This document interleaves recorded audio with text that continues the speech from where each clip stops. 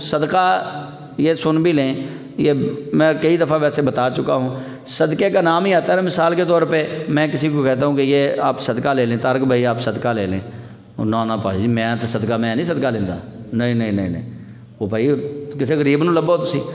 صدقے کا یہ میں نے صدقہ لفظ پڑھ دیا ہے، یہ قرآن پاک کا لفظ ہے صدقہ، اس کا معنی ہے نیکی۔ ہم صدقہ کہتے ہیں، لفظ ہے صدقہ، اس کا معنی ہے نیکی۔ کوئی بلا نہیں یہ بلا کا نام نہیں ہے کہ وہ نہیں بھائی صدقہ نہ اسی صدقہ نہیں لیندے، نہ بھائی نہ اسی صدقہ نہیں۔ او بھائی جو تم اپنے رشتہ داروں کے گھر جا کے کھاتے ہو وہ بھی تو صدقہ ہی ہے، وہ آپ سے نیکی نہیں کرتے، وہ نیکی کے لیے کھانا آپ کو کھلا رہا ہے، وہ بھی صدقہ ہے۔ آپ جو شوہر خامد اور بچوں کا باپ جب باہر سے کما کے گھر لے کے جاتا ہے اپنی بیوی اور بچوں پہ خرچ کرتا ہے، رسول اکرم صلی اللہ علیہ وسلم فرماتے ہیں سب سے بہترین صدقہ یہ ہے۔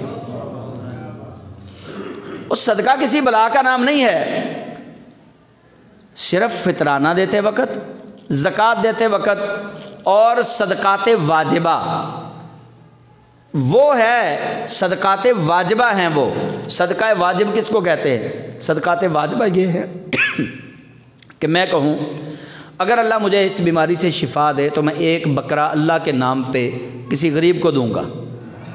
اب یہ میں نے اپنے اوپر واجب کر لیا، بکرا مجھے ہو گئی شفا، اب وہ بکرا ہے میرے پاس صدقے کا۔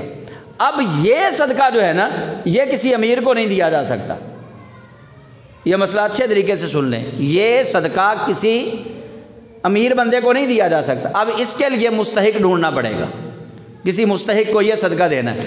ویسے جیسے آج کل روزے ہیں، آپ کوئی صدقہ دینا چاہ رہے ہیں، بعض دفعہ ایسے بھی ہوتا ہے کہ بندہ کپڑوں سے بڑا ٹھیک ٹھاک نظر آتا ہے لیکن گھر میں اس کے پاس بچوں کی فیس دینے کے لیے پیسے نہیں ہوتے، ایسا بندہ بھی آپ کے صدقات و خیرات کا مستحق ہے۔ گھر میں سبزی پکانے کے لیے پیسے نہیں ہوتے، ایسا بندہ بھی آپ کے صدقات و خیرات کا مستحق ہے۔ لیکن ہم چونکہ محدود ذہن رکھتے ہیں تو ہم نے بس ایک لمیٹڈ سوچ اپنی رکھی ہوئی ہے، اس سے آگے ہم نہیں بڑھتے۔ ہم پتہ کس کو مستحق سمجھتے ہیں؟ کپڑے بالکل جس کے پھٹے ہوں، جو اپنے گھر میں نہ رہتا ہو، ہم کہتے ہیں یہ بندہ حقدار ہے۔ بس ایسا نہیں ہے۔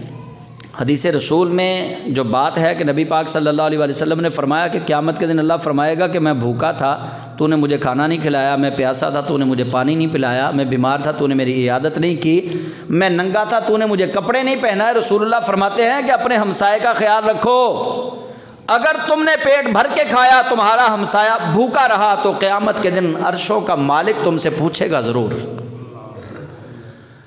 یہ ضروری نہیں ہے کہ آپ کا ہمسایہ روڈ پہ رہے تو آپ نے پوچھنا ہے، یہ بھی ہو سکتا ہے کہ آپ کا ہمسایہ کوٹھی میں رہتا ہے، بنگلے میں رہتا ہے، لیکن اس کے مالی حالات اتنے خستہ ہو گئے کہ اب گھر میں اس کے کھانا پکانے کے لیے اس کے پاس پیسے نہیں ہیں۔